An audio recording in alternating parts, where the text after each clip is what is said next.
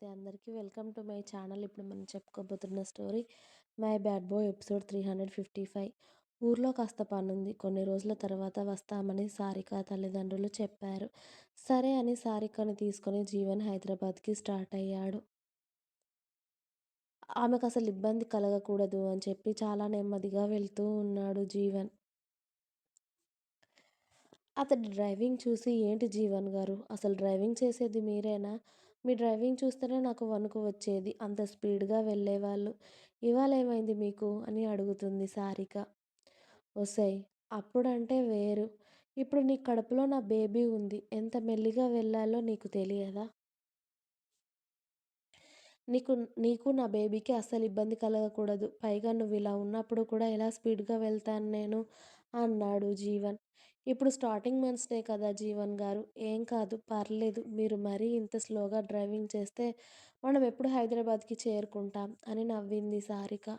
ఎప్పటికైనా పర్లేదు. మనం రేపు మార్నింగ్‌కి వెళ్ళినా మనల్ని అడిగేవాడు ఎవ్వడూ ఉండడులే కానీ నేను స్పీడ్‌గా తీసుకెళ్ళను అని జీవన్ మెల్లిగానే వెళ్తుంటే అతడి జాగ్రత్తకి సారిక నవ్వుకొని చక్కగా సీటు వెనక్కి పుష్ చేసుకొని సాంగ్స్ పెట్టుకొని వింటూ ఇవాళ వెళ్ళేలాగా లేదు కానీ అన్నట్టుగా సైలెంట్‌గా సారిక నిద్రపోవడంతో ఆమెకు ఇబ్బంది కలగకుండానే హైదరాబాద్‌కి రీచ్ అయిపోతాడు జీవన్ 3 గంటల తర్వాత.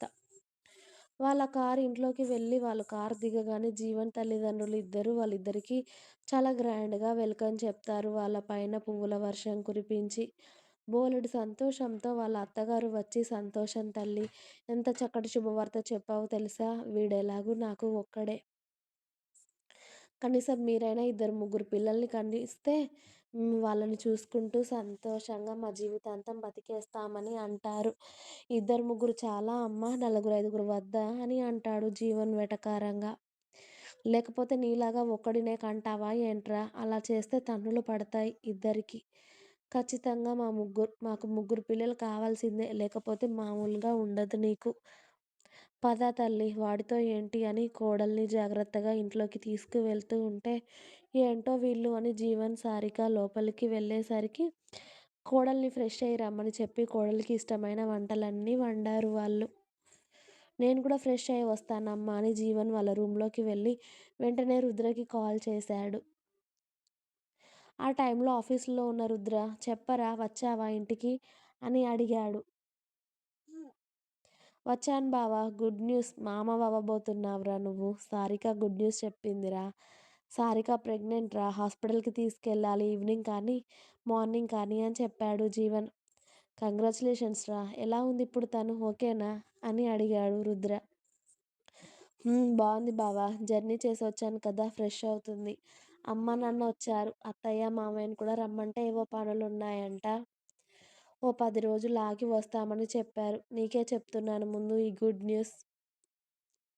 హాస్పిటల్‌కెళ్ళొచ్చాక అందరికీ చెప్దామని ఆగానురా అన్నాడు జీవన్. సరే, ముందు తనని హాస్పిటల్‌కి తీసుకెళ్లరా. ఈవినింగ్ వేదాన్ని తీసుకొస్తాను అని చెప్పాడు రుద్ర. సరే బావ అని జీవన్ కాల్ కట్ చేసి ఫ్రెష్ అయ్యి వచ్చిన సారికని చూసి, ఓకే కదా, జర్నీ వల్ల ఏమైనా ఇబ్బందిగా అనిపించిందా అని అడిగాడు. ఏమీ ఇబ్బంది లేదు జీవన్ గారు. ఆకలిగా ఉంది. మీరు ఫ్రెష్ అయ్యి రండి, నేను కిందికెళ్తున్నాను అని సారిక వెళ్ళాక జీవన్ కూడా ఫ్రెష్ అయ్యి వచ్చి ఫస్ట్ భోజనం చేశాక, బెస్ట్ హాస్పిటల్‌లో డాక్టర్ గారి అపాయింట్మెంట్ తీసుకున్నాక ఆవిడ అప్పుడే ఫ్రీగా ఉన్నారు అని చెప్పడంతో ఇక వెంటనే తల్లిని, భార్యని తీసుకొని హాస్పిటల్‌కి వెళ్ళి టెస్టులు, స్కానింగ్‌లు అన్నీ అయిపోయాక అంతా బావుంది. బేబీ కూడా బావుంది.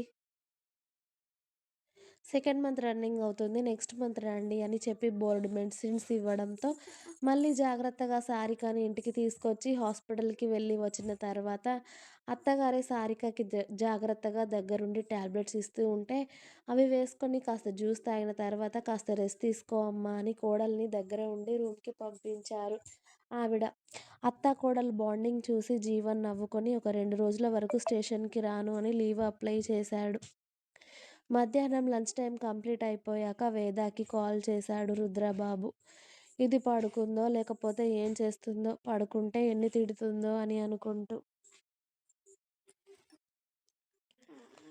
కానీ మన ధీరాబాబు ఆమె తినకుండా మారం చేస్తున్నాడు అని చెప్పి వాడిని చంకలో వేసుకొని అటు ఇటు తిరుగుతూ స్టెప్స్ ఎక్కుతూ కిందికి దిగుతూ గార్డెన్‌లోకి వెళ్తూ, కిచెన్‌లోకి వెళ్తూ, బయటికి వెళ్తూ ఫుడ్ తినిపిస్తూ ఉంటే అది వాడికి నచ్చక ఉమ్మేస్తూ ఉంటాడు బయటికి. రోజు మీనాక్షి గారే తినిపిస్తారు మనవడికి 3 పూటల. కానీ ఈరోజు మీనాక్షి గారి ఏదో పనుందని ఆ లైన్ వాళ్ళే పిలవడంతో ఆవిడ వెళ్ళిపోయింది. ధీరా బాబుకి తినిపించి వెళ్దామని అనుకున్నారు. కానీ మనోడు అప్పుడు గుర్రు పెట్టి నిద్రపోయి, వాళ్ళ నానమ్మ వెళ్ళాక లేచి ఇప్పుడు తల్లిని సతాయిస్తూ ఉంటే శ్రావణికి కూడా పాపం అనిపించి, "నేనొకసారి తినిపించి చూస్తానక్కా. ఒకసారి ఇలా ఇవ్వు చిన్నోడిని" అని అడిగింది. అప్పటికే వాడిని ఎత్తుకొని వాడిని బతిమిలాడి నీరసం వచ్చిన వేద కొడుకుని శ్రావణికి ఇచ్చేసి నీరసంగా సోఫాలో వాలి నీళ్లు తాగుతూ ఉంటే, "మమ్మీని ఎందుకు విసిగిస్తున్నావు కన్నా? సరిగ్గా భోజనం చేయాలి కదా! నానమ్మ తినిపిస్తే బానే తింటావు కదా మరి! మమ్మీ తినిపిస్తే ఎందుకు తినడం లేదు? నాని వచ్చే వరకు లేట్ అవుతుంది." అలాగే ఉంటావా ఆకలికి? హా! అని శ్రావణి తినిపిస్తూ ఉంటే కూడా సేమ్ రిపీట్ చేస్తూ ఉంటే వేద ఏడుపు మొహం పెట్టుకొని చూస్తూ ఉంటుంది. ఇవాళ ఏమైందక్కా వీడికిలా చేస్తున్నాడు? రోజూ అత్తయ్యగారు తినిపిస్తే బానే తింటాడు కదా! తిను నాన్న నా బంగారు కొండ తినకపోతే ఆకలి వేస్తుందే నా చిన్ని నాన్న కదా! నా బంగారు కన్న కదా! ఒక్క 2 ముద్దలు తినమ్మా! అని అక్కా చెల్లెళ్ళు కలిపి సగం మాత్రమే తినిపించి, ఇక మా వల్ల కాదు అని చేతులెత్తేసి, వాడి మొహం, మూతి అంతా తుడిచి, వాడు డ్రెస్ పాడు చేసుకోవడంతో వాడికి డ్రెస్ అంతా తీసేసి, మళ్ళీ వేరే డ్రెస్ వేసి కొడుకుని కోపంగా చూస్తూ, "నువ్విప్పుడు పాలడగాలి బాగోదు చెప్తున్నాను. ఫుడ్ తినొచ్చు కదా! సరిగ్గా ఇప్పుడు పాలంటూ దగ్గరికి వస్తే అస్సలు బాగోదు" అని కొడుకు ఆల్రెడీ పాల కోసం అడుగుతున్నాడని వాడికి వార్నింగ్ ఇవ్వడంతో వాడు సోఫాలో కూర్చొని కింది పెదవి ముందుకు పెట్టుకొని రాగం తీయడం స్టార్ట్ చేశాడు. మళ్ళీ ఈ ఏడుపొకటి తినమంటే తినడం చేత కాదు కానీ, "మళ్ళీ ఏడుస్తున్నావా?" అని చెయ్యెత్తింది వేద కొడుకు మీదకి. అంతే ఇక వాడిని వాళ్ళ మమ్మీ కొడుతుందని పిన్ని దగ్గరికి వెళ్తానని సోఫాలో నుండి పాకుతూ ఉంటే, "ఓ అమ్మ! లేదు మమ్మీ అనిందా? మమ్మీ తినిపిస్తే తినాలి కదా మరి! అల్లరి చేస్తే మమ్మీ కొడుతుంది కదా!" అని, "ఏం కాదు కొట్టదులే మమ్మీ" అని శ్రావణినే కొడుకుని ఎత్తుకొని అటూ ఇటూ తిప్పుతూ వాడి ఏడుపుని ఆపిస్తుంది బాటిల్‌లో పాలు పడుతూ. కరెక్ట్‌గా అప్పుడే రుద్ర ఫోన్ చేశాడు. ఇక రుద్ర ఫోన్ చేయగానే ఫోన్ లిఫ్ట్ చేసి, "హా బావా" అని నీరసంగా అంది వేద. మరదలి గొంతులో నీరసం ఇట్టే కనిపెట్టేసిన రుద్ర, "ఏమైందే అలా ఉన్నావు? గొంతేంటి అలా ఉంది? బానే ఉన్నావా నువ్వు?" అని అడిగాడు. "బానే ఉండక ఏమవుతాను? ఇక్కడ నీ కొడుకు ఎంత సతాయిస్తున్నాడో తెలుసా? రోజూ అత్తయ్య తినిపించేది భోజనం. ఇవాళ నేను తినిపిస్తే అస్సలు తినడం లేదు. ఉమ్మేస్తున్నాడు. శ్రావణి నేను కలిసి తినిపిస్తే కనీసం సగం కూడా తినలేదు. వీడెంత సతాయిస్తున్నాడో నన్ను" అని కొడుకు గురించి లిస్ట్ చెప్తూ ఉంటే, ఆమె మాటలకు నవ్వుతూ, "సరే అమ్మ వచ్చాక తినిపిస్తుందిలే వాడికి. నువ్వు వాడిని ఇబ్బంది పెట్టకు. నువ్వు ఇబ్బంది పడకు. సరేనా? ఈవినింగ్ త్వరగా వస్తాను. నువ్వు రెడీ అయ్యి వాడిని కూడా రెడీ చేయవే. బయటికి వెళ్దామని" అన్నాడు రుద్ర. ఇంకా ఉంది.